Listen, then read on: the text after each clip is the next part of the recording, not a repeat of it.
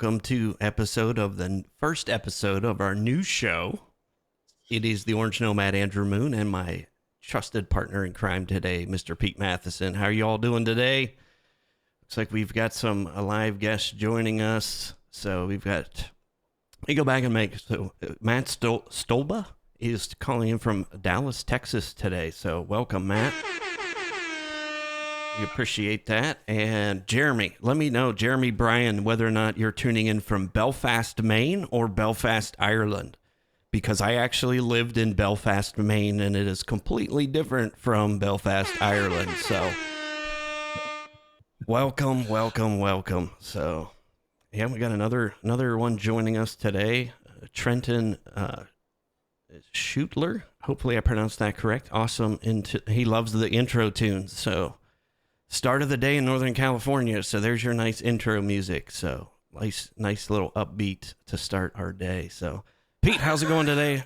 He's at the end of his day. So how's your day going so far? It's going really well. I've just seen Billy's comment saying I need to invest in better sunblocker. I've spent the last it's like 30 degrees in the UK here, which never ever happens. Are you not outside enjoying the sun? Nice. So that's why I've got all the shades. So this week is basically where I build up my tan that lasts me the rest of the year. So I've got to try and do the best I can. And if getting burnt and getting like really tanned is yeah, I'm doing my best. Awesome. So anyway, so we've probably got a lot of people wondering what happened to Behind the Geeks. So Pete, you want to tell everybody what happened and the transition and just why we're kind of going in a different direction? That way everybody knows, since you've got a little bit of the history. Huge opportunity. We did. We could have titled the show like confronting the reason why Nigel left, or like something like that. We can still clickbait. We can still clickbait this. So we do have the recording. So welcome, Robert Gibbons. There isn't really a Robert Gibbons, and there isn't really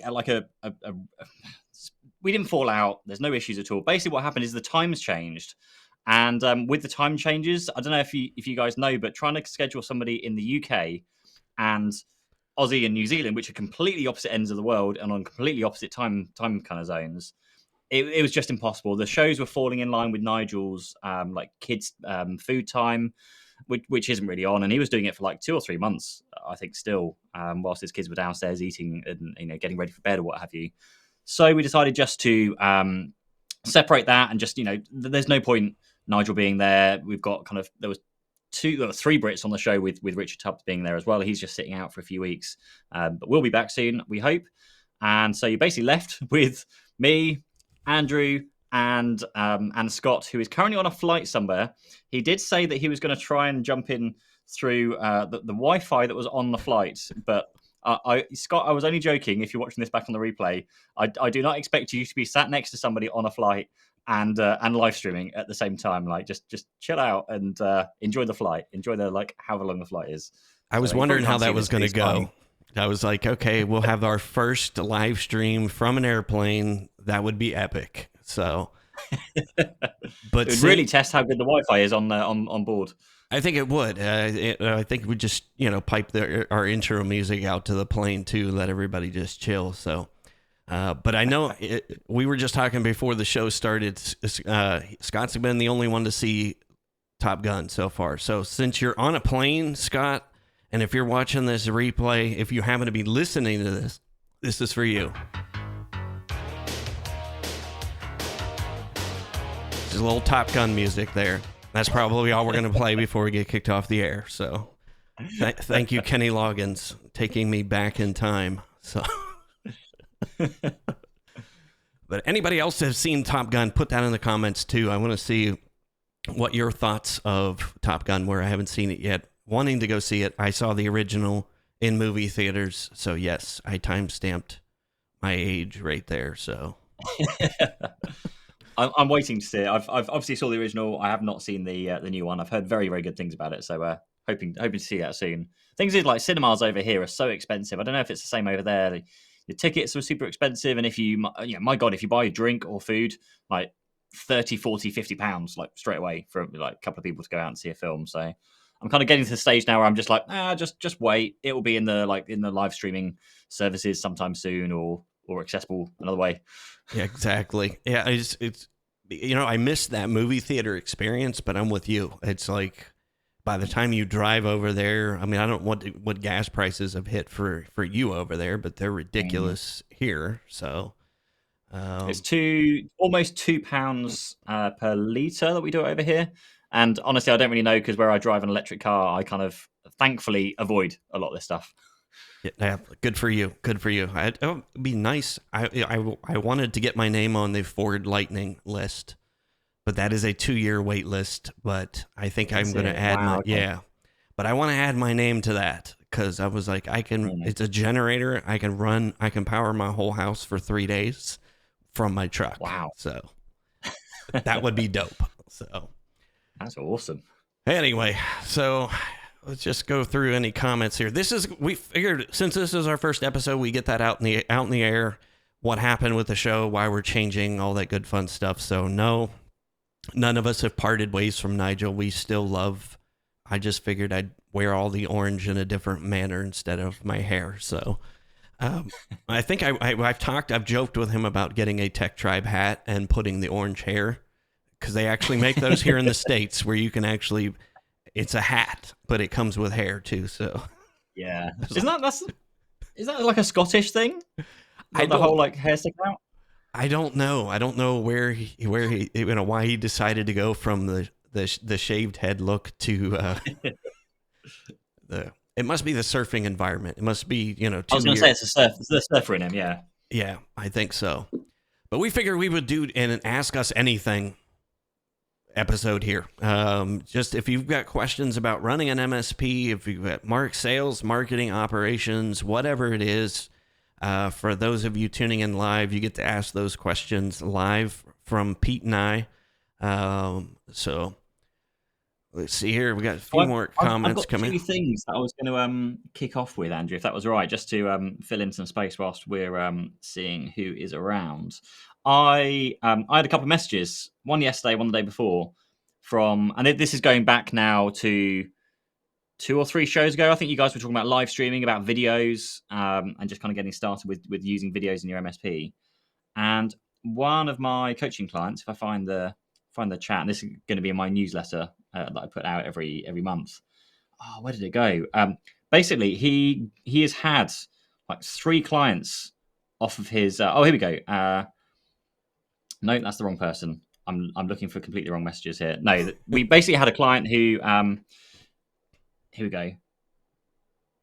Don't know what happened in my on my poor neglected YouTube channel, but I've got 4 paying new customers through it, and this is a guy that has a YouTube channel that has not that many subscribers. So for those people that are kind of thinking about starting doing video, and you're worried that you haven't got 10,000, 50,000, like 100,000, whatever it is, subscribers, you don't need that many subscribers. You just need as many who are actually interested in your services. Like 10 people subscribe to you who are actually interested in what you do is better than 100 that don't care anything about you or what you do. Yep. So that was the first one that came through. And my response to that was, we'll do some more YouTube videos then, because it's obviously working. Yeah, for sure. And another guy, Jez, who started doing videos this week. He's like 7 days in, and he's already had a lead into a 30-person company for IT support. And that's just doing like, he sent me the message because he was shooting TikTok videos, and I think he's repurposing. You download them from TikTok and it's got the branding on it, Yep. and repurposes them on LinkedIn. And he was telling me about it, and I was like, "Please God, don't tell me it was TikTok that got you the leads." I mean, it's great, but that would be incredible.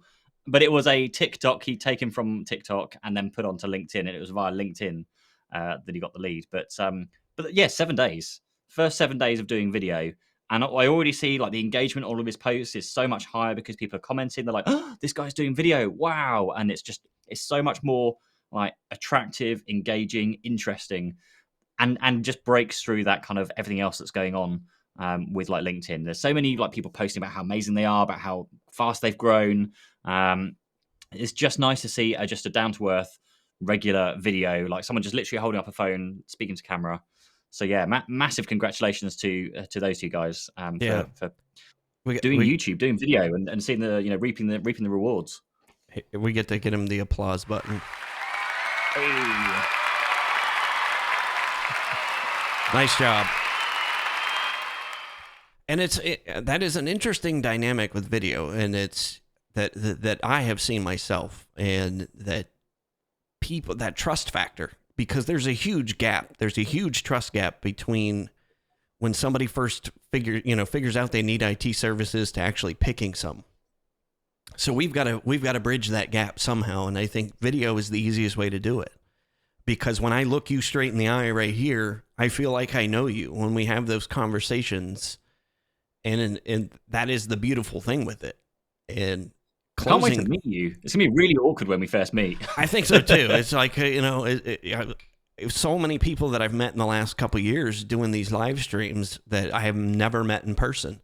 I mean, you were the first person that I interviewed on my show, and you and I have never met in real life. So yeah, it is going to be totally weird when people. I think I think you'll be let down. So. Anyway. I'm very much an introvert, so even if we're in the same room, I'll probably just hang around the edge and won't really walk up to anybody or talk to anybody. That's kind of me too, and it's funny because it's like when you go to IT conferences and stuff. 90% of the traffic is we're all introverts, and if it were up to us, everybody'd be standing around the middle of the walls, nobody'd be talking to each other. So. Mm-hmm. But no, which is weird though, because everyone thinks because you're doing videos that you're more of an extrovert because you're like putting yourself out there and doing all these silly things. But I've been asked a few times to talk at various events, like real live people events. Yep. And it scares the shit out of me because I'm going to have to actually stand in front of people and talk. It's something I want to do. I want to get better at it, and the only way to get better at it is to do it. But it's really scary. Yeah, I miss it, and I think. That was one of the things that I did as an MSP that I think has helped me behind video. I will tell you, it is much easier to do video because I've done 3 public speaking engagements in the last month and a half.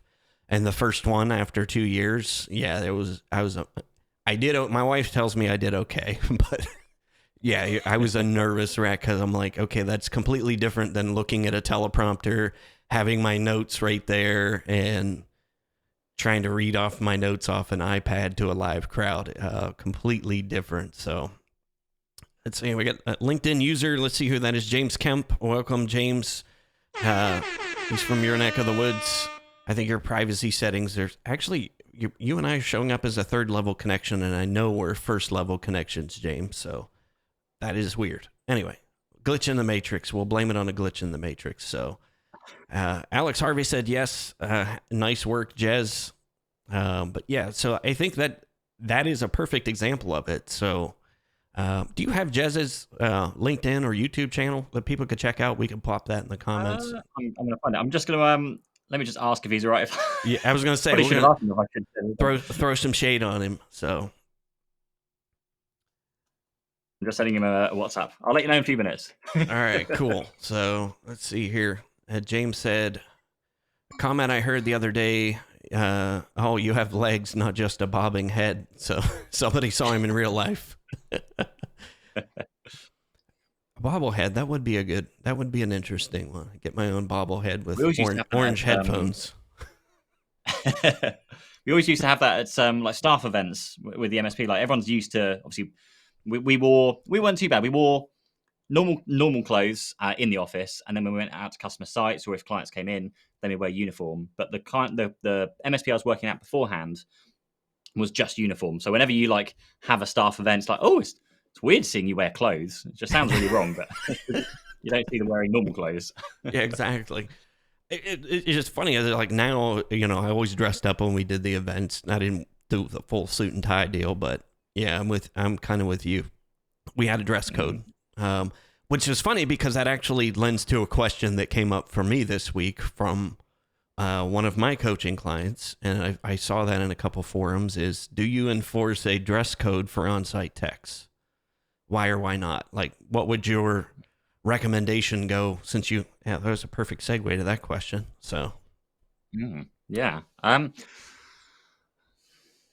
The way I like doing it is that, definitely inside your own offices, I don't care what people wear. whatever makes them comfortable, particularly on days like this. Like some places you go and like you're not allowed to wear shorts. Like no, we're grown ups. Like wear shorts. In terms of on client sites, I think that's a bit different because you kind of want to, certainly from my perspective, like building this brand and growing this business, you need to have a certain level of expectations. However, I don't think it's worth going all of the way where you're like suited and booted, like shirt and tie, because we all know you're crawling around desks, you're in server rooms. The number of trousers, like posh trousers, I ripped over my life of just getting them caught and snagged on cables or something. So yeah, just something that's, I guess, smart casual would say is probably what it should be, but just with a open buttons kind of branded shirt, whether it's a polo shirt, whether it's like a button up shirt. Again, I don't really care. Just something with a logo on, and again, something that's comfortable for people to wear because I think it's. And of course, if you're having like company photos, it's great to have everyone wearing the kind of same kind of uniform. Yep, looks great. But equally, when kind of behind closed doors, so to speak, when people are just working back at their desks, I don't care. Yeah, Yep. Rob Ellis puts it really well. Dress for your day. If you're going out and seeing clients, then of course, yeah, absolutely put something a bit smarter on. But most of the time, technically, we don't know if Andrew's wearing any trousers. I could be completely like naked below here, but Don't make me dress for stand the up. occasion, like we say. No, I'm busting in the shorts and t-shirt for sure. No, I'm with you. It's for me. That is our brand presence, and whether you like it or not, people are making a judgment about your brand, which is your company. So that for me was important. We were 100% remote anyway, so for the most part, I don't care, what you wore. We're doing tickets at home. But yeah, if we had to send you on site, orange shirt, and whether that was we had polos with our logo on it, and I'm with you. We had black tactical pants just because of that issue. Yeah, you're going to be crawling around. I wanted something that could hold up to the wear and tears, but yeah, black tact. It was a awesome look too, because when you walk in, I mean, it was just people knew. Just the orange, though, isn't it? Surely it was, and I mean, it was what was weird and really emphasized the fact of brand on me is when I sold my MSP. I stayed on for 6 months while we integrated everything together. And when I went back into my largest attorney client for the first time, wearing a different shirt, different color, different logo, yeah. that was the first thing people said when I walked in the door. They were like, you need to go redo all of their marketing, because they're like, we don't like this. And they were like, we loved the orange shirts. We knew when you guys were in the building. And it was great because everybody knew. And we got clients in that same building because they saw the guys in the orange shirt and black tactical pants come in. They knew we were getting ready to do some work. Yeah. So yeah, I mean, I think it is strictly for the branding. And again, it's hard because we don't want to be driving people to do certain things against their will. But I think from that aspect, it makes a huge difference. So. I think certainly when we took our staff on, the fact that you already say to them, look, when you're in the office, I don't really care what you wear, as long as you're well presented when you're going out to see clients and you've got a branded shirt and you explain that up front. I've never ever had an issue with that because if anything, they're more appreciative that you can wear whatever you want, most of the time, unless you're seeing clients. Exactly. So yeah, that's certainly the way I'd go to. Yeah, and we reimbursed for it. Like I didn't expect them to go pay for a nice polo shirt, and I wanted to at least. I was like, okay, here, order your size, order your shirt, have it delivered to you. We paid for it because that was the other debate is who pays for it, and if you make them pay for it, like that would make me mad if I was a tech and somebody enforced a dress code when I go on site, and then made me pay for it. As well. They've got your MSP logo on them as well. Yep. Yeah, and it was great. I would never. I don't know if it's different over here in the UK, but I would never ever say you need to wear a uniform and now you need to go and pay for it. That just wouldn't fly at all ever. Yeah, I spent some time in the car business over here. It is a weird industry, but I worked for one guy, and that was they sold all the high end European brands. Porsche, Ferrari, Maserati, and that was the thing. You had to wear khaki pants and a white button-up shirt with his logo on it, but we had to pay for it. And I was like, you got to be kidding me. And the shirts were, Land's End shirts. That was, they only had one place we could order them from. And they were like $65 a shirt. And I'm like, that's ridiculous. I was like, my whole first paycheck went to buying shirts because, yeah, you go out in a 95-degree heat. Like, that shirt's not going to last very long. So, anyway, I mean, I think that's a good point. Well, we got through some questions. We got loads of questions in the chat there. Exactly. I've got those favorited, so that's a nice thing with Ecamm. I can actually favorite them and go back to them. I was a thing I liked much better than Restream. So let's go ahead and start firing on the question. We answered that first one about having some sort of dress code when people are on site. This one here, we'll go ahead and add this into the broadcast from Job Tech. He's a one-man MSP working out of my house. How would you prioritize hiring your first employee or getting office space? Personally, I would say avoid getting office space as much as you can, because that's just extra overhead costs that you just don't need, certainly when you're starting up. Yep. I remember ripping out the back end of my living room when we first started up, so I could squeeze 3 desks into the back of my living room. And I had a drum kit, I had a piano, I had this whole like music thing that was going on in my living room. Ripped it all out to make space, because it's that versus committing hundreds, if not thousands, to rent, taxes, insurance, like all the things that add up, utilities, broadband, like everything else starts adding up as soon as you start doing this. So yeah, I'd firstly stay away from getting office space, particularly nowadays with the kind of rise of remote working. And in terms of the first hire, I think my response to that normally is it depends, A, what you're passionate about and what you want to be doing, and B, what's taking up the most of your time. So if you love doing the technical engineering stuff, there is no reason. Actually, I had not a disagreement with Tom Lawrence. I think I posted on LinkedIn basically saying that there's one type of person to be a good engineer, but you need to turn around at some point and let that go and find another good engineer to replace you, so you can then be a good business owner. And Tom's basic response was, what if you want to be, what if you're happy being a good engineer and you're just not a good business owner? Because what he's done is he's brought someone in to run the company and let him sat there and still obviously doing the YouTube videos, but being an engineer at heart. So you find what you're good at and what you enjoy doing, and then bring someone in to do the bit that's taking up too much time, doing the stuff you don't like doing. It can be completely different depending on who you are and what you like doing. There is no like, your first hire is going to be an engineer, then it's going to be an account manager, or whatever it might be. I think the only kind of, and we mentioned it, I'm sure we mentioned it last week or the week before, the only exception to that is I would probably go out and get a bookkeeper as one of my first kind of outsourced roles, just to get the account stuff off your kind of shoulders. Sending invoices, chasing invoices, reconciling payments, doing all your tax stuff within your accountancy system. Get rid of that as soon as you're paying, certainly in this country, between £20 to £25 an hour for that.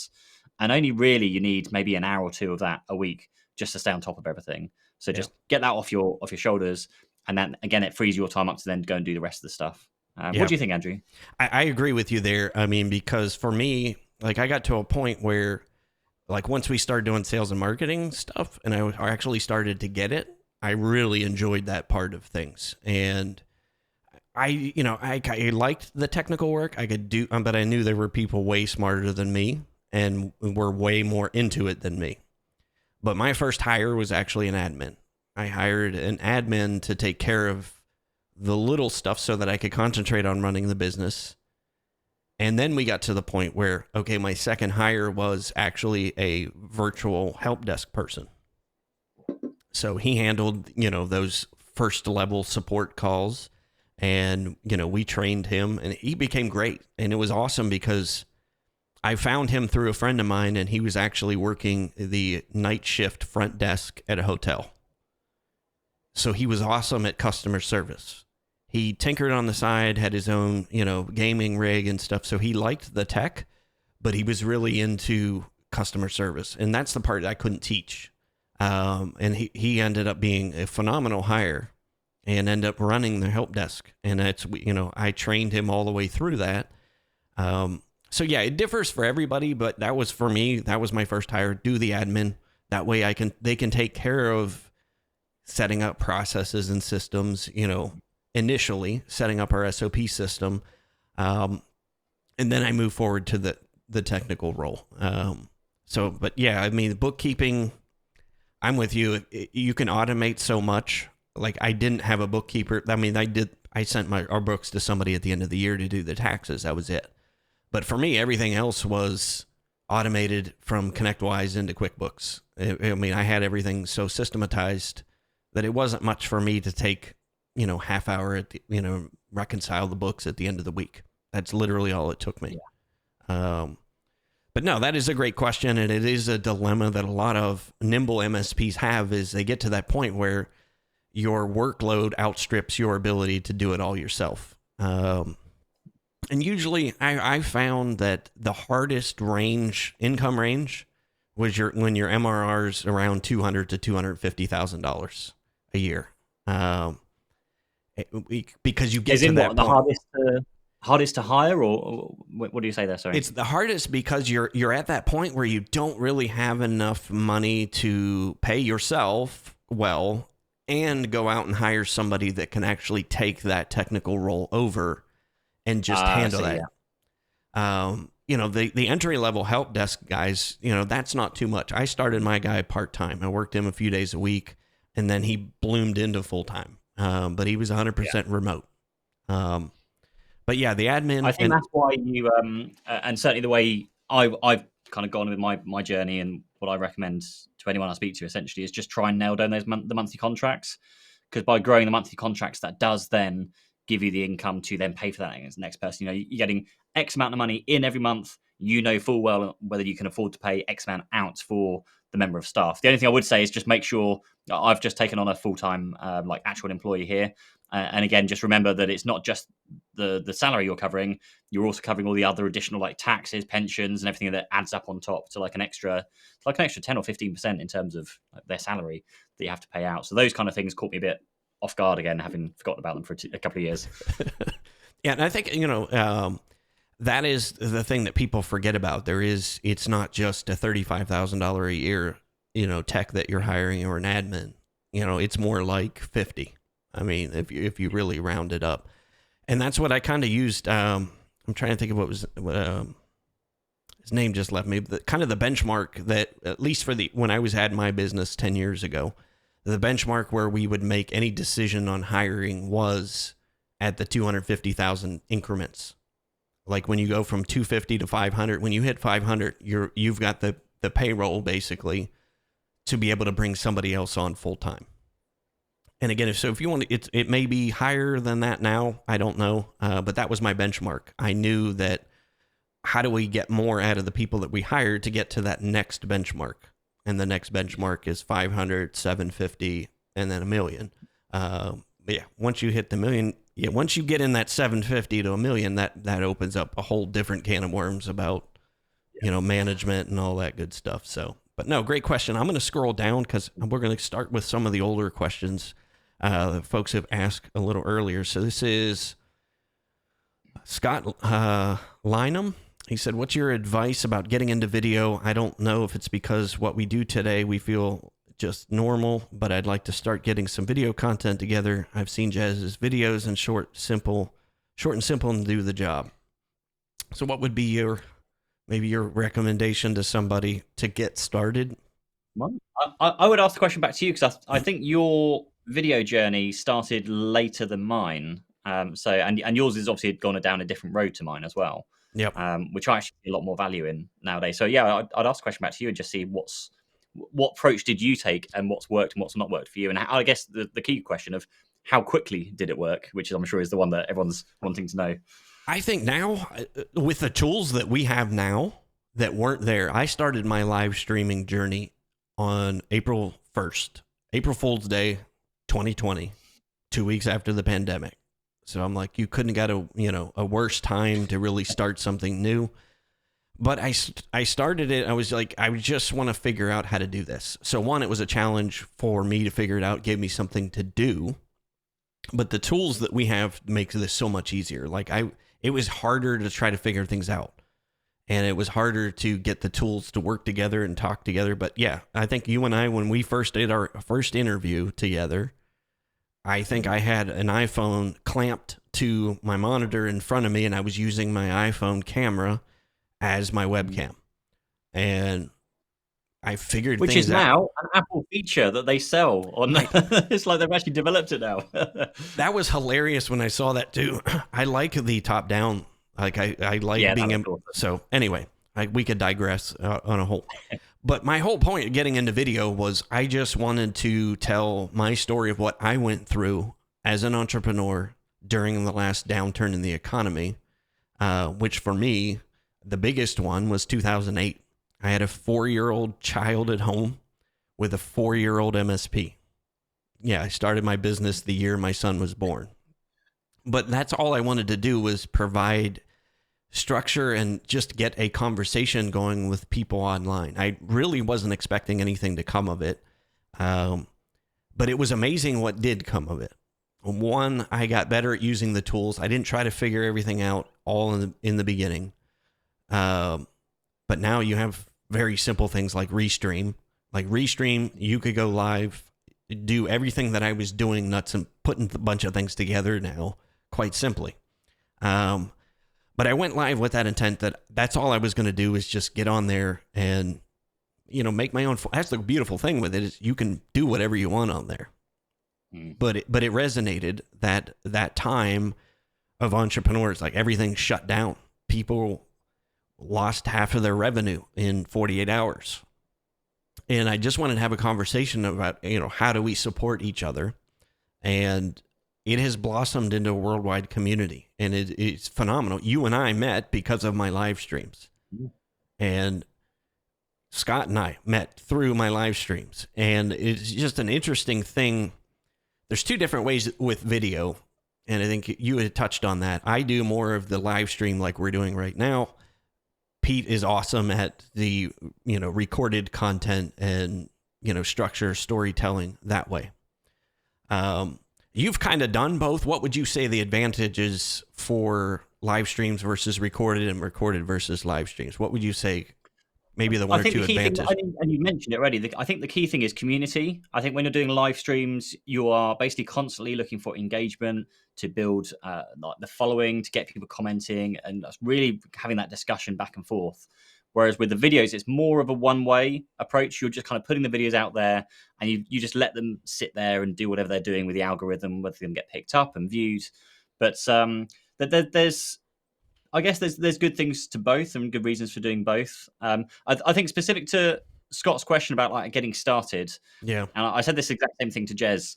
It's just I don't care what you do when you first start doing video, because the first 6 to 12 months won't matter. The main thing is that you're doing the video. So whether you're doing, shorts, whether Jez is doing TikToks for God's sake, like whether you if you can do TikToks and just hold a phone up and say something about IT or something related that your clients will find a passion in as well, then that's great. And that's very. I say it's a lower barrier to entry because there's less less production quality because you haven't got all this like stuff that you have to worry about. Yep. The fact that you just get comfortable on video is the thing that will get you over that bump that then starts doing video. And it's kind of the way that I fell into my journey of, okay, well, now I'm doing that, let's look at doing it a bit better now. And like now I'm going to start scripting my videos. Now I've got lights and sound, and like it just progresses. And the way I always approach it is that just fire off fire off the video. Now I'm going to focus on making the next one better than the last one. Yep. Sometimes that meant investing in some more gear. Sometimes it was just better storytelling, better topics, better thumbnails, better titles, like all those kind of things. But the fact that someone can pick up a phone and literally just record himself and land some clients or land some prospects a week later just shows how powerful video can be. And it's one of those things that I was listening to a podcast this morning. It is such a powerful thing, such a powerful thing. And I've talked about it so many times, but literally 99% of people will not do it. Yeah. And that is the reason why you should be doing it. It's such a horrible thing to do video. Like, I hate my face, I hate my voice, I hate everything about me. But literally 99% of people will not do it. So why not be in that 1%? Just why did not push through the barrier of I hate myself to making the videos, and you will instantly like elevate yourself above the rest of the noise. Yep. I've seen it happen time and time again. When people start doing video on LinkedIn, they get engagement. People start commenting. They're like, "Oh, it's so nice to see you've got a real face. You're not just like this text thing that appears on LinkedIn." They get to know your personality. They get to learn a little bit about you because in each little one you'll just share. Even if you're not sharing like personal things in their life, they just get to see your personality from like the way you speak. There are certain things, just body language, those kind of things that come across in video. So if that's not my sales pitch at why you should do video, I don't know what it is. Yeah, I mean, hopefully that helps, Scott. I mean, that's whatever you're comfortable with. Like for me, I obsess too much. That's why I'll be honest with you. That's why I don't do more recorded content, because when I know in my mind I've got more than one take, I'll try to make it perfect, and then I don't get anything out. And I think that for me was allowed me to kick that barrier down doing live streams, because I knew you've only got one take. This thing's live, and I didn't obsess over necessarily the quality in the beginning. I went live with a Blue Yeti microphone and a C920 webcam, which I elevated to my phone, just clipping, that on and using it as a webcam. So whatever you're more comfortable with. And that's the thing with live stream too, is people have a lower expectation of it's live. They know things are going to go wrong and it's not going to be perfect. And I think that's the thing that makes it unique, is it's more raw. And people, I think what to touch on your point, Pete, is that's what endears people to you faster.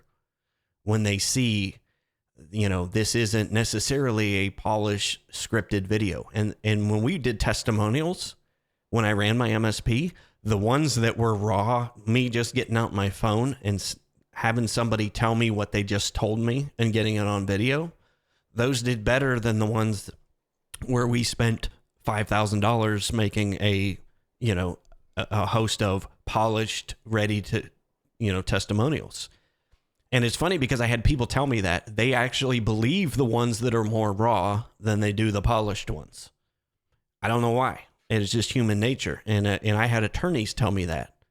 They're like, just for some reason, when it's raw and you're just recording somebody's reaction to something, whether it's, live or recorded, people trust that. And I think that is the biggest fallacy I constantly see.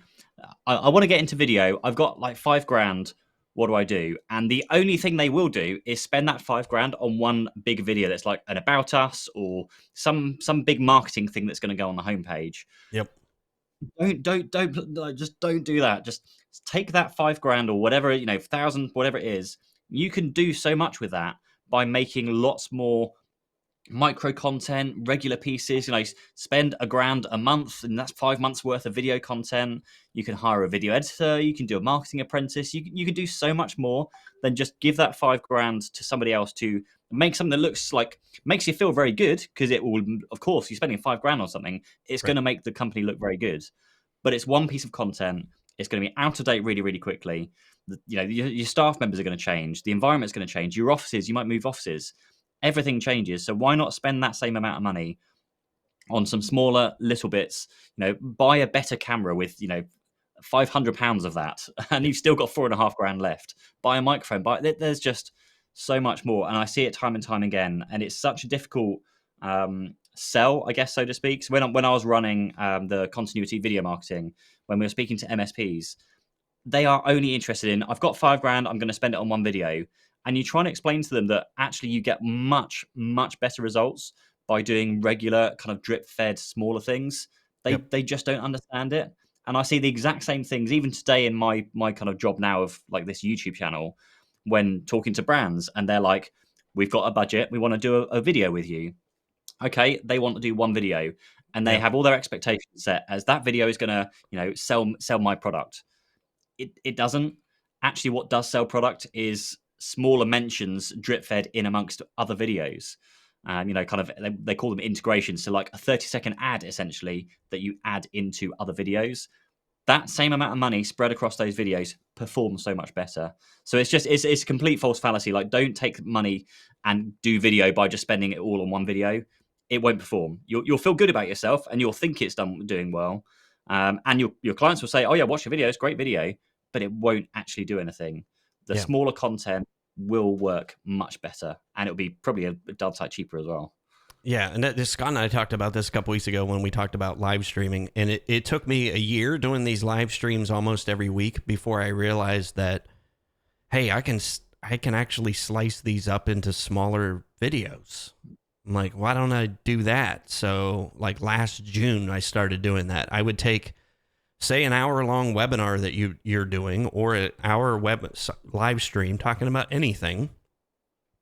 I was like, how many 2-minute videos, how many 30-second videos can you make out of that one piece of content, out of that one effort? And I was like, okay. Then it started dawning on me. I'm like, I can do so many things with this. So I started doing that. We'd do a live stream, on Wednesday.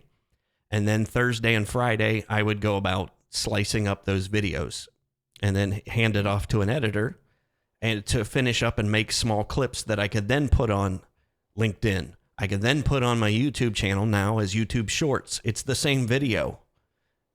And it only took me one effort. So, like, if all you did was one of those a month, one hour live stream. And I wanted to, I can't wait to talk to Scott next week because I think he's got a 2-hour live stream planned for Thursday. But he's excited about that because he's like, I'm going to be able to make so much micro content out of this that leads back to the original. And I'm like, that's exactly what you want. That way you're not recreating the wheel every single month. And I've actually had my social channels on autopilot since December. And it is all my content. I have not reposted pretty much anything from anyone else. And it's all that micro content from my podcast because I started doing the same thing with my podcast. And I started doing the same thing with all of our live streams, going back into some of those older ones, slicing those up into smaller bits. And now I have an asset library of 200 plus videos off of work that I've already done. And that's 200 and some videos and social posts that I can just keep churning out there month after month. Because not everybody's going to see it the first time out. And that's the thing with the live streams. A few people will turn up live, but I get so many of the people will watch that 6 months from now and message me because I keep these up on my YouTube channel. And it's awesome. But yeah, Scott said he is thinking I'm worried about it being perfect and polished, but just cranking on it and giving some value and getting in front of our ideal client and get our name out there. So yes, that's exactly what you want. I'm a recovering perfectionist. Whole thing is one thing that holds a lot of people back, but honestly, there is no quick and easy answer for it. Is you just need to kind of, when you're running a business, like, you kind of have to assume that not everything's gonna be perfect. Just do it, move on. And again, I always say, like, post a video, focus on the next video, keep doing that for like however long. And if you really still think that first video sucked, then go all the way back to that first video and just remake it again like 6 months later, because you'll have learned by going through that process. You won't learn if you never post that first video, because you'll get stuck on the first video. So yeah, just get over the perfectionism and just get on with things, basically. Yeah, so I know that's a bit of a silly thing. Just stop being silly. Just post the video. James Kemp said the same thing on LinkedIn. He said, I bought $1,000 worth of video kit because I was thinking I had to be pro, but actually just got started with just my iPhone because I don't have to edit. I just shoot and post. Bam. That is what you want. Yo. Pop. That's what you want. Don't overthink it. All right, let's go back to some of these. I need to get my Rodecaster back out again. I need to add some sound effects. I'm having so much fun. I can't wait to get the new Rodecaster Pro 2. That's on my next purchase list. But anyway, maybe we can do a future live stream about that. We can just geek out on what we can do with the Rodecaster. So, all right, so we got a couple more in here. Trenton asked a question here. He said, explainer vids, how do you get started? Are they useful and necessary as some are suggesting? Trenton, if you could let me know, like, what would your topic be for those explainer videos? That way Pete and I can kind of give you some customized recommendations there. I personally like explainer videos because there's so much that we take for granted as tech folks. Things that we just, know to do. That I remember when you would go show a client on site how to do something, they're like, holy crap, I never knew it could do that. For instance, I remember one of the first instances I had, there was a associate director. I was in her office. I forget what I was even doing in her office. I just happened to look over and noticed what she was doing in Outlook. She had an Excel spreadsheet opened with all of her contacts. And she was copying and pasting people's email addresses from her Excel spreadsheet into Outlook so that she could send messages. Something we would take for granted that people would just know how to do that. So I sat down and showed her how to take those contacts, import them into Outlook, and she never had to maintain that spreadsheet ever again. And it was just light bulb moment. She's like, I never knew it could do that. So what things do you regularly see? Your help desk is such a treasure trove of explainer videos and just easy content, in my opinion, of things that you could create content out of. How to do an email signature. I mean, that seems very simple to us, but how do you make, doing an email signature that is uniform across your company? Do a 2-minute video on that. Doesn't have to be in depth. Like, just show me how to do that. What tools are available so that I can get a customized Outlook signature for all my employees so that everybody's signature looks the same. I mean, what tools did you use for that? Like Exchange signatures management. Exclaim and those kind of things, yeah. Yeah, exactly. I mean, your guys are all using tools that we take for granted, and we just take for granted that people know what the heck they are. Take 2 minutes and show somebody. Take your help desk. Look at your tickets. Find something that you can create a 2-minute video on and put it on your YouTube channel. Take out your phone, you screen share. There's so many, the tools in the wealth of being able to do this now, like I said, versus even 2 years ago, is so much easier. I mean, like every single thing that I download now has some sort of screen capture ability. Like Descript that I use for transcriptions has a screen capture ability for me to be able to video myself while it's transcribing. So I actually do my whole podcast in Descript and I just talk it out. I drag and drop intro, outro, boom, done. Podcast is done.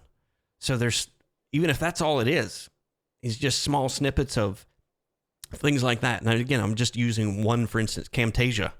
New updated Camtasia has a bunch of new features in it. So whatever you're comfortable using, just use it and get started. But I think explainer videos where they see you will go further than maybe a cartoon explainer video. That's just my personal opinion. Like I would probably watch, somebody on camera show me something from their phone or their desktop, how to do something with tools that I'm already using. And again, I guarantee you there's things inside of Microsoft Teams. There's things inside of the tools they're already using that people don't know about. So I think Tom Lawrence is obviously, I guess, the king of explainer videos from like a technical perspective. Yeah. And it's a much longer burner in terms of bringing in business because bringing in large amounts of business. So for him, I know that's brought him in a lot of business with some very, very big clients because where he's making tons of videos about storage, RAID arrays and those kind of things, he gets some clients approach him saying, I need this massive RAID array. Can you do it for me? Because you seem to be the only one that can do it. Yep. There's probably a lot of other people out there that can do it. But Tom's like the only one out there making videos about it. So, of course, when people search for it, he's the one that comes up. So, yeah, if you can kind of make explainer videos, if you can make... and that's why he's separated his business channel. There's a separate one called Business Technicalities because there's a different audience for each. But, yeah, explainer videos are a great way to get started. And I agree with Andrew. Look at your help desk. It's full of a treasure trove of problems that you can answer via video. And once you've answered it via video once, you can just use the video again and again and again. Exactly. Yep. Rob said people who use their mouse to move between fields on a form, showing them how to use the tab key. I mean, again, it things that we would think is dead simple, but think about that. If everything is in a form now, how much time could you save your clients right now teaching them that? And I guarantee you probably at least 50% of them don't know that. So, I mean, think about what you'd save them just in time in a day. So, again, just super, super easy things to do. So, Alex is digging our sound effects, so we'll give him a cowbell. All right, let's dig back into some of these People ask me some questions. more questions. We've got about 5-10 minutes left, so let's Yeah. try and blast through some of these. Yeah. Let's see here. Let's start at the bottom here. So, Jeremy had a couple of them. So he said, I'm new to business development. I read Carl Palachuk's book, which really helped 25 years of individual contracts to manage. Any top tips? 250 clients on, and just 80 on a form of contract, which are all different. Man, that could be a whole show right there. But simple. I was just let me just find that. Let me put that back up there. Am I bringing that one back up on the screen Yeah. again? Sorry, if that's right. So I was just reading his second one at the same time. Okay, cool. Any tips? His follow up question is actually more of a question. I think it's worth. Gotcha. Also trying to target new clients. I had through legal. Yeah, that's the one. I'm also trying to target new clients. I had through legal and accountancy. I had thought legal and accountancy would be the best area, particularly with cyber insurance pushing clients towards MSPs. Finding it really hard to get in front of new clients in these sectors. Any tips? Yes, a few tips. One, network where they network. If there's trade shows, certainly here in the UK, there's like the law show. I don't know what they're called because I don't go to them, but there are shows where like the Law Society will literally just tell everyone the latest law things that are happening, Yep. and they'll have exhibitions, if I can say the word, and you can just sit there with a stand, and people can come up and talk to you. You're probably going to be the only IT company there because that's not the kind of place that IT companies hang out normally. Same with accountancies. There's the Zero Road Show that's normally here in the UK every single year, and I'm sure they tour the world. So that's kind of one thing. Just look where they're hanging out. What network groups do they go to? What events do they go to? Just make sure you're there. Social media, of course, you can connect with all of the people in the local area. Andrew's got a fantastic LinkedIn, which I'm sure we'll talk about in a moment, about connecting with them on there. In terms of other reach, just think about lead generation, things that they would value. So if you're trying to create something that's going to attract them, what do they find attractive to them? Like what's going to interest them to click to download whatever it is free thing that you've got for them? You need to entice them in there with something. And then there was one more thing. Did I remember the one more thing? No, I'm going to hand over to Andrew whilst I remember that. No, I think that is perfect. He's targeting legal. That was my bread and butter, was legal and property management. So I'll tell you how to get into legal, what worked for me. Jeremy, let me know what part of the country, what part of the world you're into, because I might be able to kind of key you in on something that might be regional. What I looked for is what associations did they belong to? What memberships did those attorneys have? Where are they paying money to hang out? Belfast. He's Irish. Gotcha. So, yeah, as Pete mentioned, there are associations that attorneys belong to. Like there was one that was regional, where I based in Columbus, Ohio. So there was an association based in Columbus, Ohio for attorneys. Then there was a state-based organization for attorneys. And then there are also national associations for attorneys. Go after the member group, the members, the membership associations themselves. And I'll tell you the reason being is I figured that out from the property management. The property management company that we signed on, all of their members became clients because we were servicing and providing something that the association needed, which was content. That's what they need the most. They need content to keep relevant content in front of their members so that those members renew. I mean, all of us are part of Tech Tribe and other memberships because we're getting something of value. We're getting content. So that's what those associations are starving for, is content. So if you can give them content around cyber insurance, cyber security, those types of things, and easiest way to do that, I'm telling you, easiest way to do that is find out the associations and then start sending connection requests. And I give you a whole scripts if you're part of Tech Tribe on how to do that. Connect with them on LinkedIn, start conversations with them through LinkedIn, and then just see what content they are in need of that is IT, cyber, or whatever you're doing, VoIP. What other content can you provide? And if it behooves you, go ahead. Go.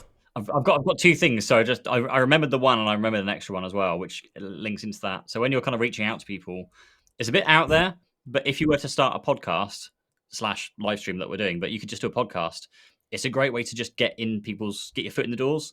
You're not trying to sell to them. You're just saying, hey, would you like to hop on a podcast? We'll just chat about you, about your business, learn a bit more about you, which is, hey, great for you because you're learning a lot more about them. So that was the first one. And then secondly was to, and I don't always agree with it, but the dark web monitoring service where you can see if they've got any hacked emails, if they've leaked any passwords to the internet. I've seen a few people where they will just, search for all the local solicitors and they will dark web search them. So they'll find out if they've got any hacked or leaked emails and passwords, and they'll contact them directly and say, "Hey, we've done a search on you. We found these things have leaked onto the internet very, very recently. Would love to have a chat with you about your cybersecurity." It's just like another way in through the door. Yep. No, I love that. I mean, because those things like live video and podcasting are so much easier now than what it was, when I got started in 2004. I mean, think about how much market research that you could do interviewing an attorney on your podcast. What challenges are you facing as an attorney in the current job market? What does that tell you about the challenges that they face? Now, guess what I can do? I can now change my marketing to something that is a number one or number two problem for attorneys. And if I'm able to solve that with the things that I provide, then it's a win-win for everybody. So you got to kind of think, a little bit more long-term, as Pete mentioned. So Jeremy said, yep, appreciate that. But yes, so let's go back a couple more questions. I guess I see one more that I didn't get to, and this is Mark. Mark Hope asks, should MSPs need to be ISO 27001, and what would be the rough costing of this? I have no idea. That's fine. So from my perspective, we were looking into ISO 27001. We went to look at it because one of our clients required it. So that's kind of what put us on the path of needing that. I think it's a nice to have. It just depends where in the stage of the MSP you are. So I don't know if you know, Andrew. So ISO 27001 is just basically a set of standards to make sure you're documenting things. Everything's got a process, and you're checking things like when you deliver something, there's a delivery note that gets signed, and it's just this whole kind of system that you should be doing already, I guess. So it's a great thing to remind you that you should be doing everything, but it's quite a costly process to go through. I don't know off the top of my head because we started looking into it. We never did it ourselves, but we were going through it. Have a chat with Adam on LinkedIn. Adam Voss. He's a Leeds guy. I never know how to say his surname. Let me just find his LinkedIn profile, and I'll ping that across. Maybe we'll have to do that. Do you want to move on to the next question? Yeah, so, Alex said the same thing, kind of in the same vein. The ISO 9001, which I think is over here in the States. And then Robert said, yep, Cyber Essentials. Yeah. Robert's recommendation is MSP should be Cyber Essentials Plus over ISO certification. Yeah, I think I'd agree with that, unless the supplier or the clients you're trying to work with, some government level organizations, well, to be honest, most organizations at those level will probably require both of those nowadays, the ISO and the Cyber Essentials Plus. Yep. James Kemp, thank you for this. He said, I just recently got a quote for this $5,000 setup and $3,000 award. So that'll kind of give you, what you're looking as far as costing is concerned. I'm going to go ahead and copy and paste Adam's. Again, hopefully he doesn't mind, but I'm sure he's posted a few videos about it that he's they recently got the certification or the accreditation, whatever you call it. So perfect. Yeah, he definitely understands the cost behind it. Yeah, so Scott says same thing, 100% agree that over ISO. So let's see here, make sure let me know if I missed your question. I tried to favorite all of the questions, and I think that was the last one, if I'm not mistaken. There's one here that I've got, which is from Job Tech, which is all my business has been coming from referrals, which has kept me very busy and profitable. Would you recommend staying on this path or going out and being an actual salesperson? Steady growth or rapid? I liked and this is kind of what got me onto the whole video marketing, essentially. I liked the slow and steady approach of growth through referrals, and you can kind of just get away with doing that if you focus on doing a good service and delivering a good job, and then trying to encourage referrals come through, talk to your clients, see if they can recommend you. You can do that, and you can do it very, very well. So if it's working for you, keep doing it. The thing that brought me onto video marketing and other marketing stuff in general was what if we could do a little bit better? It was always, and that's always in the back of my mind, like we could do a little bit better than we are doing. So I just thought, hey, if we can just if we can figure out that marketing thing, then we can just. I don't want to explode the growth. I don't want to start taking on staff faster than we can kind of manage them. But we could take on more clients and more staff faster if we had the leads coming in, if we had, if we had the business coming through. So I think realistically, it's probably a bit of an in between. Of course, the referrals are going to keep coming through as long as you're doing a good job, and always focus on doing a good job because you sell yourself basically through that. Yep. But there's no reason why you couldn't just start putting the feelers out there and doing a little bit of lead gen, doing some lead magnets like we were talking about a few weeks back with the top 10 reasons to do this, whatever it is, just things that might attract them. Like Andrew was saying earlier, the cybersecurity things might be really attractive to legal firms, accountancy firms as well. But just start dabbling your feet in something and just seeing where it takes you. I'm a big fan of, with marketing, I call them like marketing pillars. Just focus on one thing for 1 month, get it implemented, and then kind of keep it ticking over. And then the next month you move on to something else and start doing something else. So it might be, maybe you do Google AdWords in 1 month, then you do video in month 2, then you do podcast in month 3, whatever there might be. But you spend a month getting them going, and then you just need a little bit of time each month, just kind of tweaking them and keeping them going. That's kind of quite a nice, non-stressful, or at least low-stress way of doing marketing, whilst you're also doing the referral growth as well. Yeah, that's a great question, and it's one that I typically see when people need to get marketing going because the referrals have dried up. Now you're starting from zero. It's going to take you 3 to 6 months before you start seeing any results. So you got to remember that is, once the referrals dry up, then what? You want to be ahead of that game. Not necessarily, like you said, we're not looking for maybe rapid growth, but you got to have something in the pipeline. So you want to tune in next week, by the way, for that follow-up. Pete and I are going to be talking about how to prepare for the upcoming recession. And yes, it is coming. This is not gloom and doom. We're just going to give you some tips and tricks on what we would do. I've lived through several running businesses, so I've got some battle scars that I can share with you. So definitely tune into that next week. So one last thing here. Mark said, does CE or CE Plus still include free cyber insurance coverage? Was speaking to a client yesterday, as I thought it used to be, but not sure since the changes. Let's see if someone's answered that question for him. I thought, actually, yep, that would be, who answered that question? Yeah, I think that's James. Jez that's replied back. Yeah, so Cyber Essentials does. I think Cyber Essentials Plus doesn't, because that's such a big, wider, much larger business. It depends on the risks and everything. But CE covers a basic level of insurance, even on the new changes. Yep, Scott said yes, it does. So that's good. Yep, and there's also that link in the chat too. James posted direct link to that information. So yes, IASME. So that's like the UK governing body for the Cyber Essentials over here. Yeah, what's great about it too is, like, there's over here in the States, there's CMMC, which is the certification specifically around manufacturing, but there's been MSPs that have gone through that certification. So it kind of puts you in an elite realm that those clients who need that, they only have a handful of people that they can even contact. So it does create a different lead generation pool when you've got the certifications, nobody else does. So yep, and Scott said, yep, we put all of our clients through it, but it's a small amount of coverage, up to 10K. So that's good. And Mark said, yes, thanks, guys. Did we get all the questions? I want to make sure we didn't miss any. So I think that's a lot. I've had a scan through, and I can't see any others that we've missed. All right. So that's probably a good time to call it, I think. Yeah. So, guys, I'm going to put this in here, too. I'm going to put this in the chat as well. We will be streaming over on our new home on YouTube, because we had to wait 24 hours before we could go live on our new YouTube channel.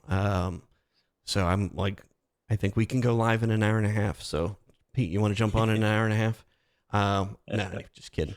I'm going to go ahead and put that in the comments. So please like and subscribe our new YouTube channel. But we're going to be posting out all to our personal channels as well as our new YouTube channel, hopefully with Scott back next week as well. So. And I think from the podcast perspective, I believe we are, you can still stay subscribed if you're not already to the Behind the Geeks podcast. You'll just notice in your podcast app or player that it's going to change the name. So we are we're continuing. This is still the same podcast. It's just we've had a slight change of who's in it, and we're changing the name just to separate it from the tribe side of things a little bit as well, where obviously Nigel's not got the time, being that it's like 7 p.m. his time at the moment. Yeah, he's eating dinner time for him. So, all right, guys, thank you so much for all of those who showed up live to our inaugural Not an MSP show. But yeah, if you've got future questions for us or topics that you would like us to cover on future live streams, please let us know. Reach out to us, connect with us on LinkedIn. So check down in the description, both on YouTube and LinkedIn. Connect to Pete, Scott, and myself. We'd be happy to share any battle stories that we have and tips and tricks that we've learned over the years. But all right, guys, that wraps us for today. We will see you hopefully next Wednesday is what we're going to try. Wednesdays, 11 a.m. Eastern time, and it's coming up on 5 p.m. for you, so it'd be 4 o'clock your time, correct? Yes, correct. Awesome. Excellent. Guys, we will see you next week. Have a great week, and be safe out there.